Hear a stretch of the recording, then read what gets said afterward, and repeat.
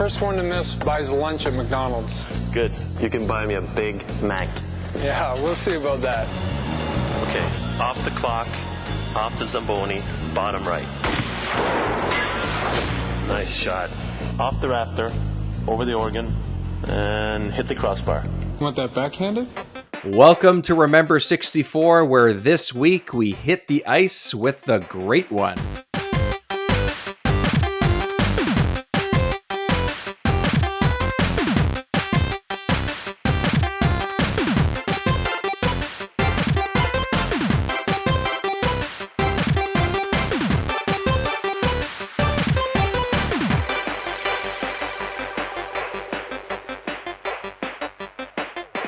Welcome back to the show, everyone. My name, of course, is David Petrangelo, and I'll be your host for this adventure as I collect, play, study, and discuss the classic N64 console with you and fellow nerdy guests. And this is a big episode. Whether you've heard all of the levels leading up to this, or this is the first time, I'm excited to announce officially that starting right here on level 9, I have a new co-host for this adventure.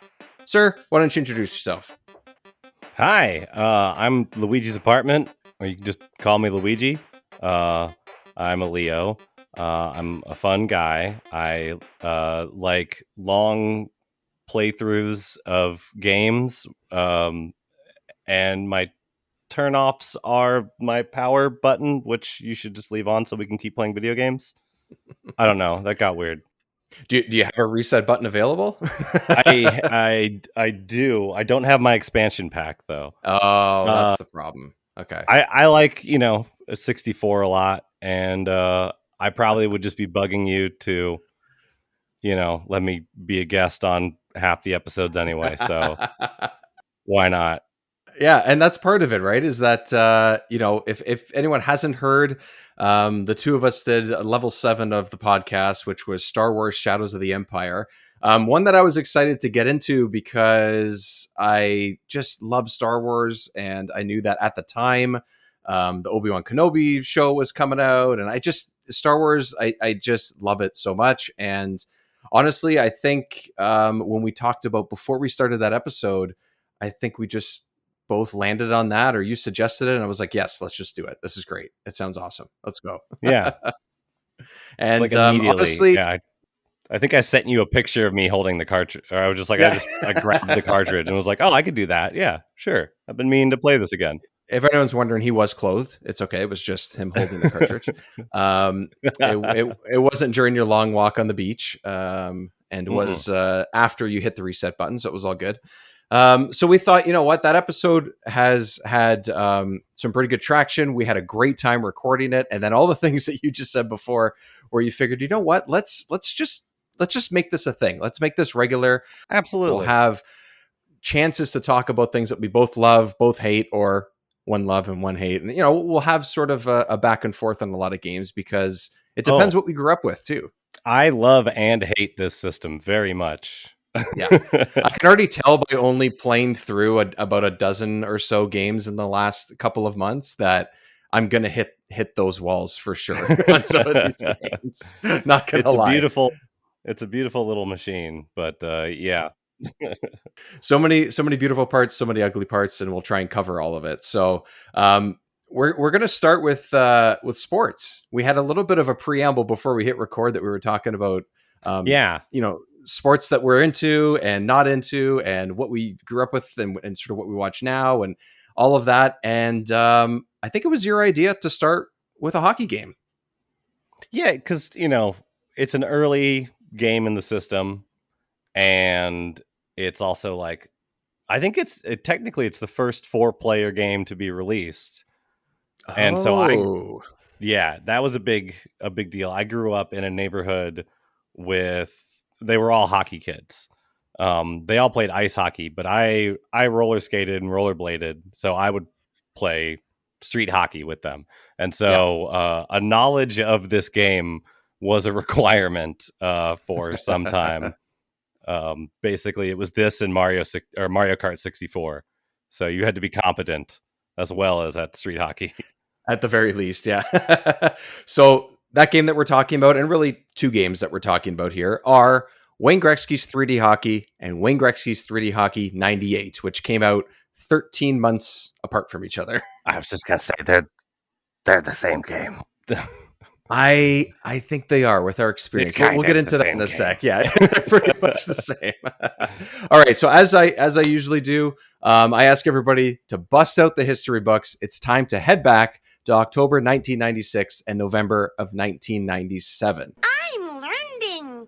Now, Mr. Luigi, you do not know the three sort of small facts that I'm going to throw in here. I'm going to try and keep these a surprise this time. The first one is that unanimously, the AL MVP in Major League Baseball. Ooh, in 97. Any guesses? AL 97. It's not. No, that would be Cy Young. Ooh, 97. He also had games. Was it a Mariner? Was it a Yankee? It was a Mariner. It was a Mariner. Okay. Was a Mariner, and he also has a game that we are eventually going to play. Oh, yeah, because I played the crap out of that game. Both of them. Mr. Ken Griffey Jr. unanimously in 1997 gets the MVP for the AL. And then Lion King opens up on stage on Broadway. It had its debut. In 1997, Well, and obviously exploded after that. I think is it still happening? I think it had come back. Yeah, it had come back a few years. I want to say about 4 or 5 years ago, at least here in Toronto. It went on a decent run for a solid year, and we have about 3 or 4 pretty big theaters. I would say, you know, a few thousand people minimum, and they're constantly running, whether it's musicals or comedy shows or whatever, like all the time, all year, 12 months of the year, until COVID happened, of course. But exactly. Yeah. Other than that, it's been running, and I know that it did really well again. So people love puppets. People love puppets, and they love their Lion King music, which I do too. One of my favorite Disney movies. Okay, and finally, and I left this one for last because I knew that this was going to be one that you'd really enjoy. November 17th, a Pittsburgh Penguin enters the Hockey Hall of Fame officially. Ooh. It is Mr. Mario Lemieux. How long do you have to wait to enter the Hockey Hall of Fame? It is a couple years. I don't know if that's changed. Okay. But it is a couple years. So okay, because I was like, when did he retire? I want to say it was 95 or okay. 96. But a guy like that, you know, Bobby snuck him Orr onto that game. Yeah, right. Because he's in the first game, exactly, which is something that you pointed out as well. That 98 does not have Mr. Mario in it, so that is why I will not play it. Well, that's why you stuck to the first and I stuck to the second, right? What's the point if I can't have my boy? Well, he is the man. He was definitely one of my favorite players growing up. It was him and Cam Neely. For some reason, those guys were my guys. Cam Neely, yeah, both on teams that I was not a quote unquote fan of. I just loved the way that they played, I think. So, all right. So we have a little bit of a history. Let's build it up. We're going to go into some game facts of where this game came from. And of course, it was made by Midway, which has a huge history of arcade sports games. So, sir, I'm going to let you take the reins on this side. Okay, Gretzky. It's just you and me. Let's see what you got. Pass to Gretzky. Shoots! Score! Lucky shot. Score! Gretzky! Blocked, hit, boom! Gretzky's really making himself look bad tonight. Grace checking. Come on. Didn't you see that? So Midway has that history of arcade sports games, but it kind of only begins with NBA Jam. So which would have been a few years earlier. So that'd be 92, 93, I would say, when that hit consoles and arcade. Yeah, in there somewhere. And at some point they made a hockey game. We'll get to that. But I'm gonna spend my time convincing we were talking about this last week, but that Midway is the secret best publisher on the N64. When you see their name, it could be any number of teams. It could be a Midway or Bally or Atari or Williams. They produced a Rare arcade machine. They had a bunch of names. They didn't own Rare, but they had a bunch of other names that they owned at the time. So it's pretty wild across the board. And go ahead. Every time I think of Midway, I think of the little intro where it looks like a heartbeat, you know, and it's the Midway logo. And automatically I just associate. I know that they had Mortal Kombat. I know that they were a big company before any of these big sports games came, but I just automatically go to one of these two games that we're talking about today, or I go to NFL Blitz. Those ones just pop into my mind. Not even NBA Jam, which is crazy because I assume that's probably the biggest game they've ever had as far as the sports games go. But Yeah, now probably it would probably still be Blitz because I don't know. yeah, I don't know. Yeah. That's hard. It's hard to say, right? It's hard to say. Right. Certainly Mortal Kombat would be like the biggest thing they had. Before that, all it really was they made Spy Hunter and they made Rampage, the original Rampage, which I think you and I have talked about before. But other than that, they mostly imported a lot of stuff from Taito, from Namco, until that brand that went south when they made their own Ms. Pac-Man without permission. And yeah. So, but this game comes under the name Williams. This has nothing to do with Williams. Williams did not touch this game in any way. It was actually made by Atari. So, made by Atari under the Williams name, published by Midway. Yeah, it's this whole weird thing. You'd think it'd be confusing now because there's so many companies and there's small studios and stuff, but just Midway and these two hockey games alone, you're going through like this cycle of names and you're just, what? Yeah. What? No. What? What reasoning to it? Really, what came from it is Atari had the Atari games. This is Atari Games, not Atari Corp. That's a whole nother story. Atari Games had the IP or this deal with Gretzky, and they made a hockey game that was 3-on-3 for the NES. No NHL teams, but named players. They had the Players Association. Yeah. So when Midway bought them, they brought this deal and this game along with them. And Midway, I guess, kind of went, let's Midwayify this up a bit. Let's make it crazier and add in, crazier tackles and checks and stuff like that. Yeah, and that's exactly the kind of attitude, I guess you could call it, that you think of. Yes. When you think of Midway sports games. So it went from one to the other, and this time they it went from before just basic hockey 3-on-3, fair enough, that happened, and you have variations of that in basketball and all of that, and like you mentioned before, NBA Jam was an example of that, but like, oh yeah, they NBA jammed this game, right? Like that's what they did. Oh yeah, and they had made a game. Midway had made a game before this called like 2-on-2, like It's On Challenge or something like that. I can't remember what it's called. Open Ice Challenge. Open Ice Challenge. That's what I don't know where I got It's On from. Maybe that's the EA, a little bit of the EA. Yeah, that's it's in the Trip game Hawkins coming in, floating in there. Yeah, that game is also very much NBA Jam 2-on-2. I mean, it's in the name. Craziness, where I think they took because if you've seen footage of, I've never played it, but the Wayne Gretzky and the NHLPA All Stars game, that's a whole mountain. That's an SEO right there. Is just kind of boring. So it's also the sideways view, but it's kind of boring. It's interesting how they decided, and not decided, but I guess the success of Jam really, Mortal Kombat did something to fighting games that came from Midway. NBA Jam did a lot for sports games as well, especially on arcades too. Like that's the other thing, is that these games were also on arcades. We're talking about the N64, but Wayne Gretzky's 3D hockey, I had experience playing this in arcades, and that's where I knew it from for the most part growing up, honestly. Oh yeah. Is that Yeah. So that I don't know, and Blitz, all these games, Blitz was I don't arcade think to of me, yeah. Blitz was arcade too. NBA Like, it's Jam. just, yeah.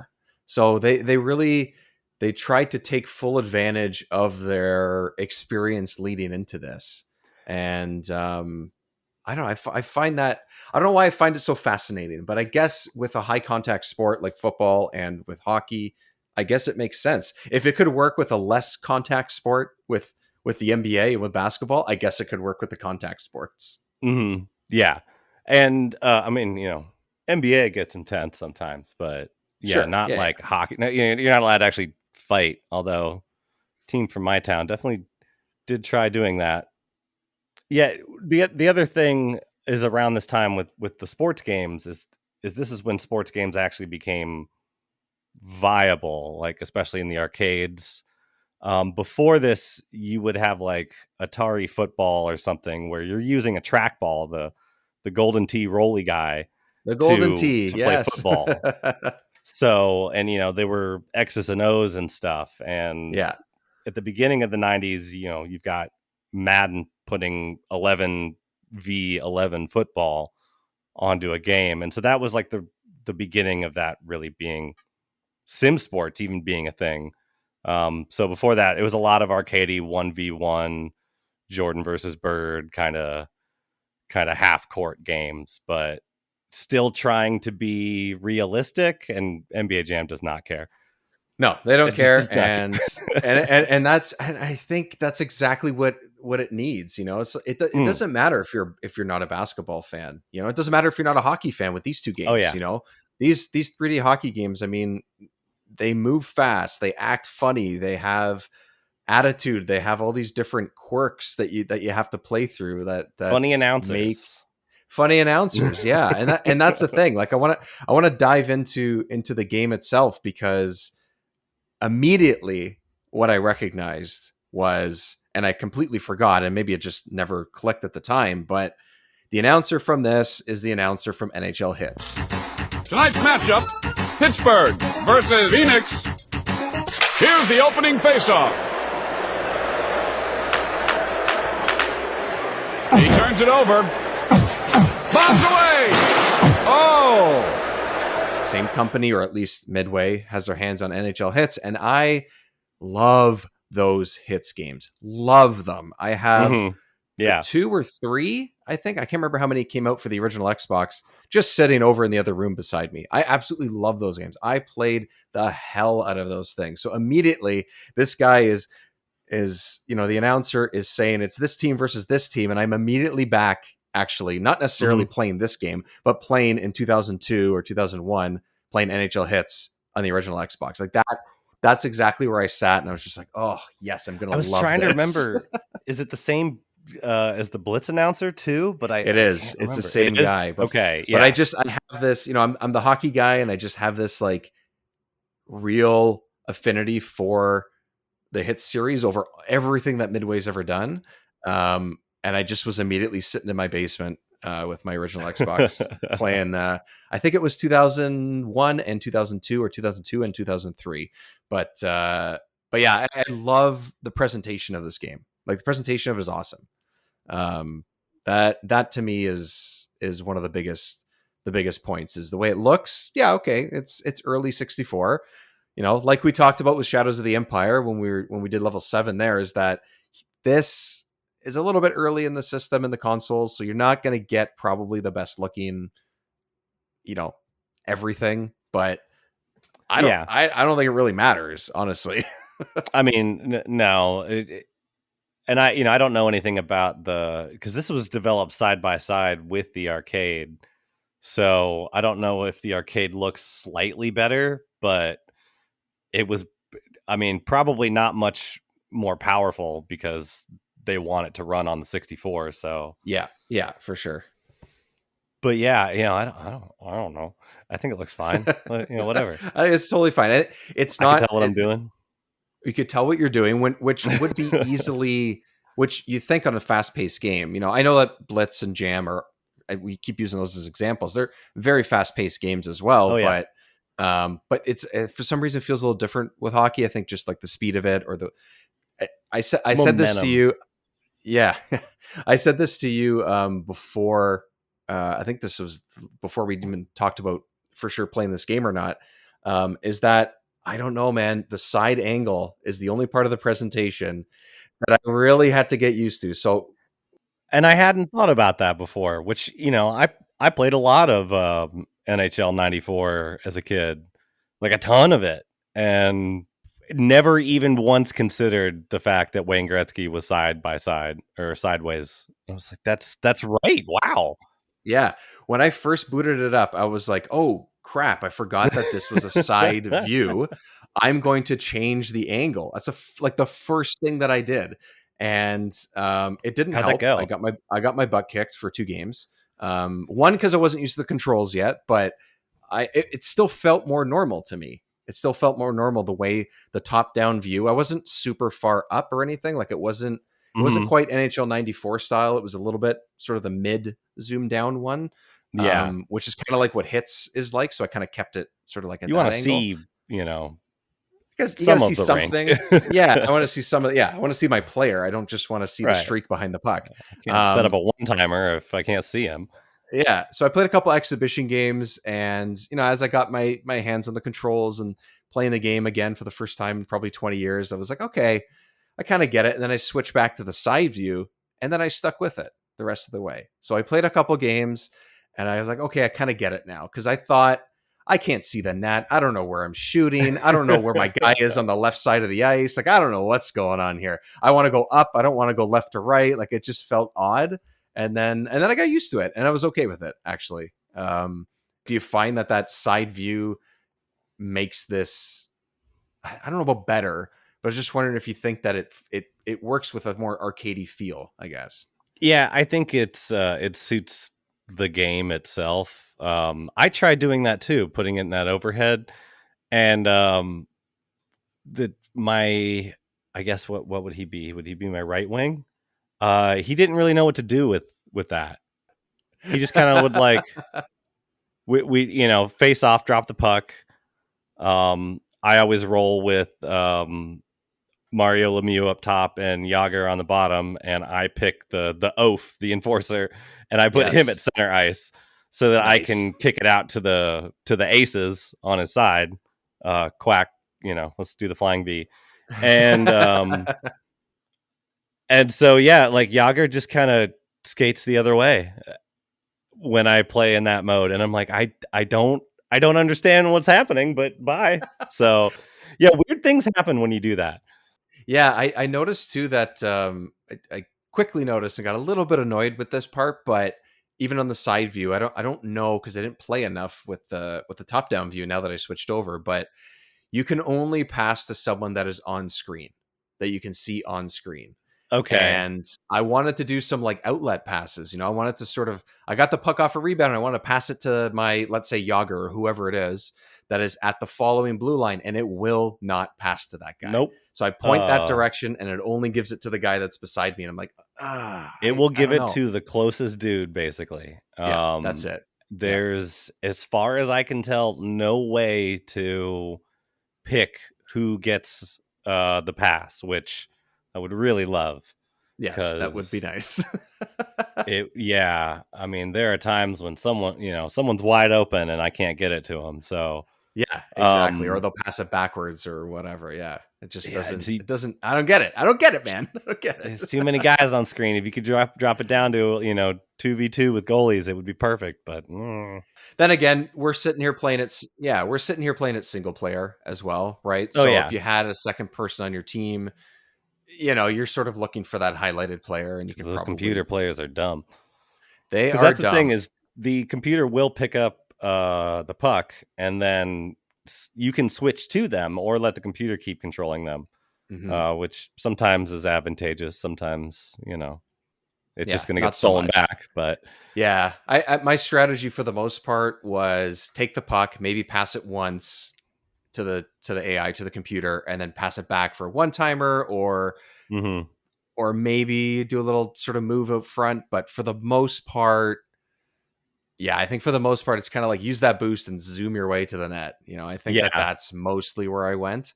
Cutting across helps, like with the that was my go-to move as a kid, was like, okay, if I know I can get a goal if I do this.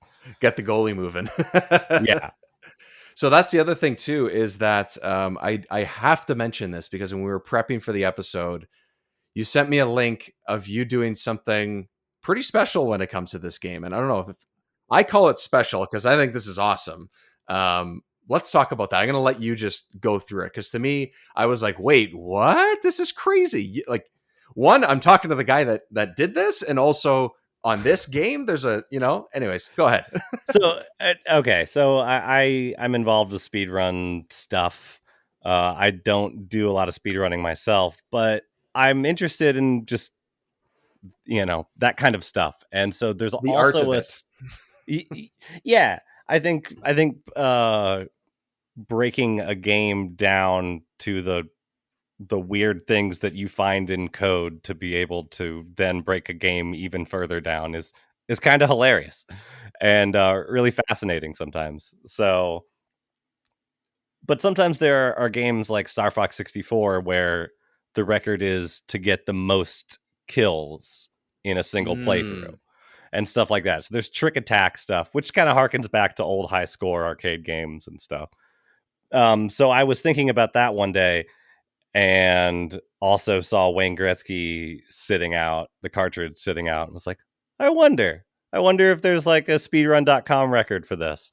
Turns out there is, and it was a honeypot, because it was 11 goals for like most goals in a game. There's other stuff for fastest, game, but I think at that point you're trying to manipulate it so that no one ever scores and the time runs out real fast. Or I see. So you're not actually trying to win the game, you're just trying to make the game go fast. Yeah, that didn't sound like fun to me. Yeah, that seems a little bit of an odd way to do something that involves scoring to, I feel you. That's why these games don't really have a following in this way, I guess. Sure.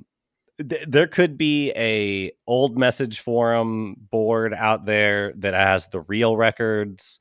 There could be it could have moved into a Discord server, because like with Rush 2, they have community set records, and then they sometimes update to speedrun.com from their Discord. Gotcha. So yeah, it could be something like that. But on there, some guy had 11 goals. And I said, that's a trap, and I'm going to beat it. And so it's at 15 now. Oh, really? Oh, okay. So where did you get to then? I got to 13. Then he took it back with 14. And he was like, yeah, I set this goal. I figured people would see it and get in here. And I was like, I'm available for that. Also, I believe I set my record at 2-minute periods. There's nothing in the rules that say you have to there's a time limit. You could extend it to the most time you want. So I haven't hit that power level yet, or I haven't, well, sir, I believe in you. Taken off my gi yet. So if someone beats it and I can't get 16 or 17 or whatever it is, I was trying the other day. I got 15 again, but oh wow, nice. Yeah, I think I played 2 or 2.5 minute periods. I think you can do it by 30-second increments. I think starting with 2 minutes and going up to 4 or 5. I think I was playing 3 minutes, and I think 6 is the highest I got. Yeah. Man, I the first few games I had trouble, man. I had trouble scoring. I couldn't quite, because I guess I wasn't quite sure what the best way to take advantage of the situation was, like we were talking before, cutting across the net, or, one-timers work, but not as well as some of the newer games necessarily. So like, it really just depends on how you play it. Pretty much in the first minute, you can basically do anything you want. You can score from anywhere in the ice. There's a lot of rubber banding going on in this game. So yeah. I played a little bit of 98 the other day, just and found it distasteful, and went back to the 3D hockey regular. It was missing your boy. Yeah, and also there was something off about maybe the AI, or I don't know. I wasn't feeling it. I wasn't scoring very well either. So, well, yeah, and see, I mostly played 98.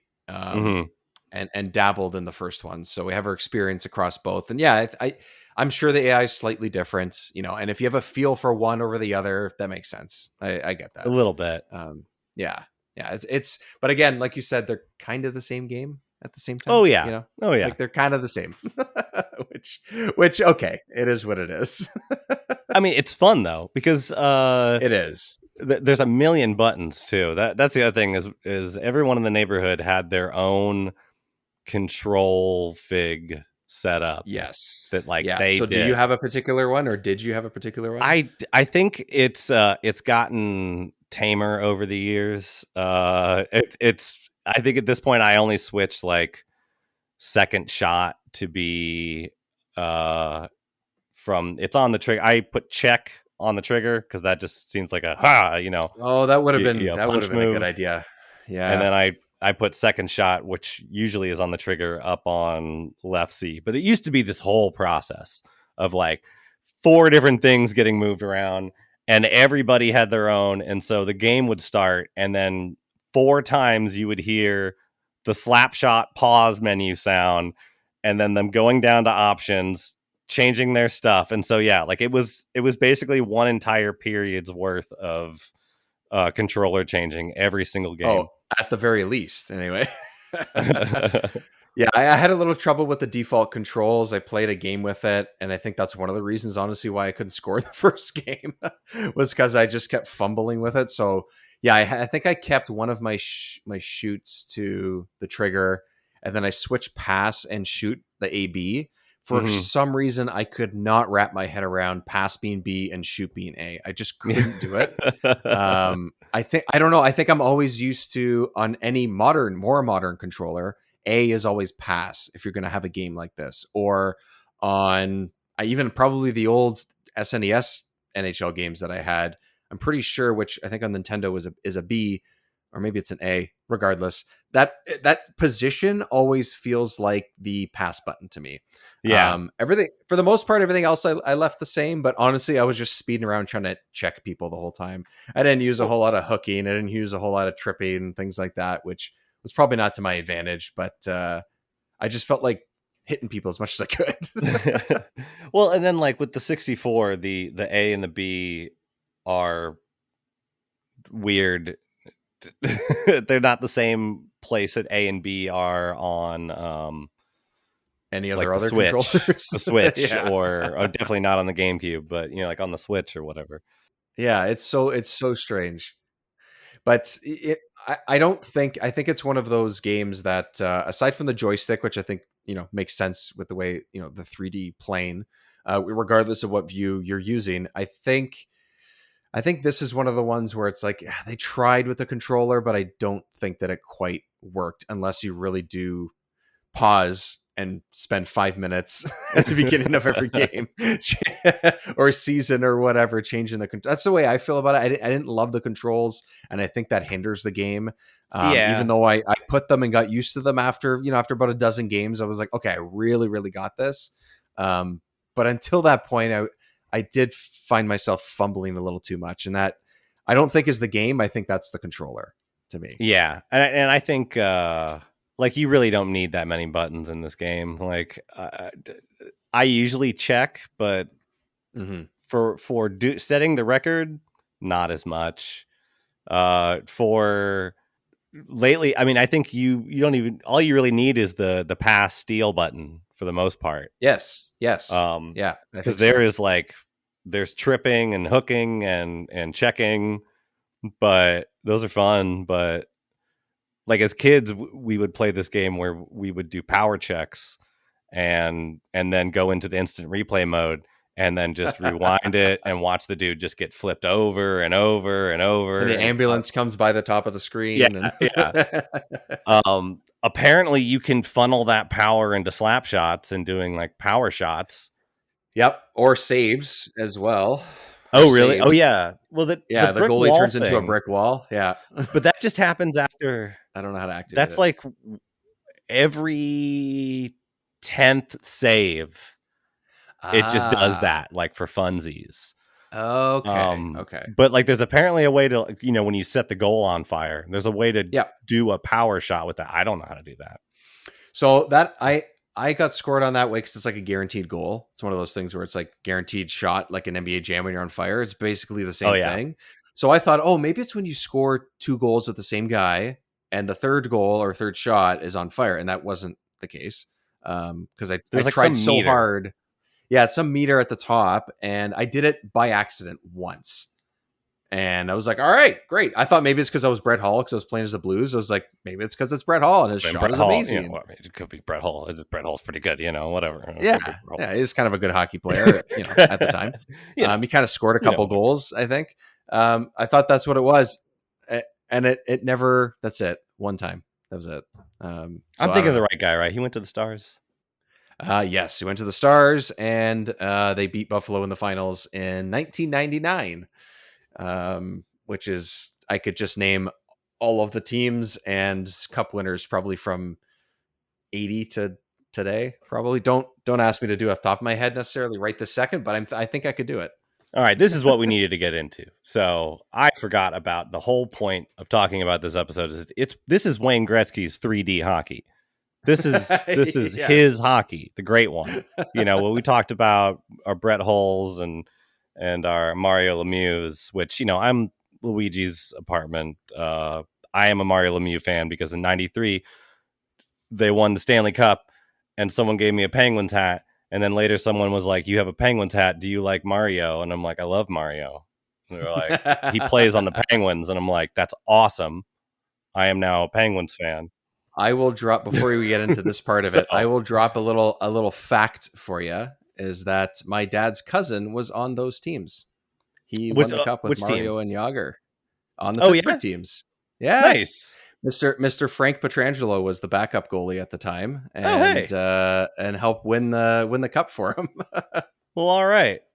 Yeah, which is crazy. Bless you, super crazy, Frank. Good old Frank, just kicking back now in Niagara Falls, helping run kids hockey leagues. Good. So yeah, that's good. That's nice. Anyways, continue. But yeah, but this is Mr. Wayne's hockey. So I said I come from a town where I'm from Indianapolis. My parents went to high school with Wayne. So nice. Little dirt town called Carmel. So suburb, nice little suburb town. It sucks. But anyway, so he was in high school playing for like the Indy racers and stuff. Mm-hmm. But yeah, that's, man, and you know what? It's strange. Like, that's what I meant to actually mention before too. Now that I think that it's Gretzky, is that he wasn't, like, as much as he is likely someone who's going to hang on to records for decades. He's likely one of the best players that will ever play in the NHL and ever play hockey. Strictly, even just based on his numbers. Like, never mind watching him play. Just look at his numbers. Just look at it. But when you think about what he was doing in the 80s and 90s and what someone like Michael Jordan was doing, or any of those types of players like Bird or whatever, like, they had games, they had sponsorships, they had they had all these different things. And Gretzky, I know that it's a smaller market with hockey, but Gretzky never really did that, especially here. Like, I'm sitting in Toronto, which is like the quote unquote hockey capital of at least North America. Yeah. And, he played only a couple hours down the street from where I'm sitting now in junior hockey. And there was, we have Tim Hortons, which is like our, Dunkin' Donuts, whatever you want to call it. He was around, but he was never like Mr. Sell this, sell that. He was never that guy. He was a lot quieter. And the fact that he has a couple of games and an arcade game is, I don't know, it's kind of strange to me. I don't know why. I made this joke, kind of a one-off joke when we were talking earlier about, like, I bet his wife set this deal up. And you know what? It's probably true. But that's just speculation and a joke based on what we've known about how they do business in his retirement. So I don't know. I think, someone just, it was what you did at the time. Like, Tony La Russa and Tommy Lasorda, who were coaches, had baseball games. Like, you just, which is ridiculous. you lived and died by what athlete you had tied to your game, and like what better athlete to have than Gretzky's name. It got Atari Games is the one who had it, this is the side of Atari that is the arcade side. So they would have been behind cabinets after like 84. So like Paperboy and Gauntlet and stuff like that. So Gauntlet, also something that we'll eventually get into on the 64, but also a yeah. great arcade game too. Oh yeah, no. They make good stuff. So Yeah. Ed, the guy who made Asteroids worked on this game. So There you go. they somehow got that deal based on that, and yeah, I don't know. I think they crammed out 3 games real fast to try and get a better deal, and Yeah, I think for the most part, regardless of whether you played this on 64 or whether you played this in the arcades or a bit of both, either one of these games, I think largely it's a success. I think that it worked. it's good. It's a good hockey game. It's fun, and that's really what it's about, especially when you turn something that could have been a sim-like game, like you said before, and made it arcadey and then brought it to your home. I think it succeeds at that. I prefer arcade sports titles to sim ones. I have definitely spent my time with sim sports games here and there, but give me a Midway or a Ken Griffey Jr. or give me one of those any day. The one baseball game, we're going off topic, obviously, but the one baseball game that stands out to me that I have no idea, again, business side, who knows, but it was for the NES. I don't remember the name, but it was robots playing baseball. Oh, and if you tried to like steal a base, you'd have to fight. You'd do like a mini battle at second base. I want that. Yeah, it's so That's cool. awesome. And like, yeah, some of them had like blades on their arms, and another guy would have like, like a bullet arm, like Mega Man, but he would shoot baseballs at the guy. And if you won the fight, you got the base. Like, I have to find out what that's called now. Yeah. NES baseball robot. Can't leave me hanging like that. I'll have to wait till next episode to find out. It is Cyber Stadium Series Base Wars. What? Who made this? It says Ultra Party. Ultra Party. I don't know. This is Ultra the NES. Games. Developed by Konami. Oh, okay. I was like, Ultra Party. Okay, Ultra Games. It says Ultra Games or Ultra Party at the bottom of the box, but yep, June of 1991. So late NES, I would say, or at least second half of NES. Yeah, send me the link to that, because I'm gonna have to play that like immediately. I know, right? Okay, that's there. Konami, man. They knew how to they knew how to make games at one point. Yeah, at one point. Yeah, this is a game. My buddy had this game, and we played the heck out of this game. I remember. Anyways, that's the crazy baseball game or crazy sports game that goes back before Wayne Gretzky came around, before Blitz came around. Like, that was the one that I always went to. I probably played this more than I played NBA Jam growing up. Honestly, the NES game, the robot game. Yeah, baseball games weren't my thing until Ken Griffey, and then even the Super Nintendo one, I was like, it's all right. But they're 64 not ones, great. The Super Nintendo one's not great. And there's people I know that'll swear by those. I'm like, same. There's something special about those 64 ones. I don't know what it is. We'll get to those for sure. I want to explore more sports games. That's for sure.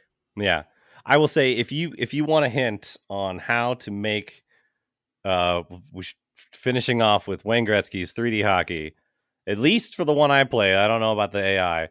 For how to make the game easier or how to score more, it's very simple. You just let the other team get some points.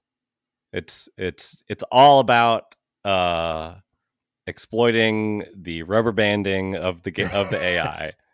And so if you get up like 3, maybe 4 goals, that computer becomes a tank, and like it just won't let anything through.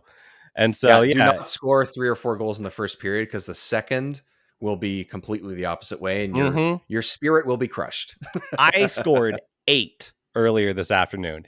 8 in the first period, and I was just like, I'm kicking it. Yeah. And I don't know. I think I got like 12 by the end of the game. Like you have to let them catch up with you. So it has to be at least a little bit even, I guess. Yeah. So I'll usually try, win the face off every time, make my attempt right there. And if I'm up by 3, then I'll pull all my guys to the other end and be like, go down there, go get something to eat. Come on back. And because you can also kind of set up the opening face off afterward. You can pretty easily set up a goal that'll get past the AI. Yeah, when you win the face off from the center, it's huge for sure. Yeah, that makes a huge difference. All right, so well, thanks everyone for listening to level 9 of the podcast, and also our first foray together. Yeah, let me know if you don't like me. Well, I'm fine. Shut up more. I'm fine. Yeah. No, if anything, I talk too much. That's usually, that's why I did podcasting in the first place, is because I talk too much. So yeah, I had to outlet it somewhere. It's kind of the perfect place. Okay, so before we go, I want to always mention patreon.com/remember64show. You can get all of these episodes early, at least 3 or 4 days early, depending on when I'm able to edit them. So there's that. Also, I've been putting up a couple of small episodes where I've been talking about other things that I've been watching and playing that are not N64 related. Ooh. I have Xbox Game Pass, so there's lots of games that I'm going through, especially on that. Every once in a while, I'll have a Switch game. And every once in a while, I'm playing something on Game Boy, for example, if I'm on the road. So for the next week, I'm going to be on the road, and I'm playing Game Boy Advance. I am playing one of the Banjo-Kazooie games for the first time ever at the moment, which I have never played before. So that's fun. I also am going to be taking probably Pokemon Pinball with me over the next week, which I haven't played in a long time.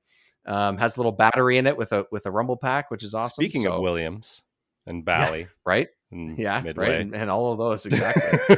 And Atari. So you can find all of those things on our Patreon page as little as $1 a month.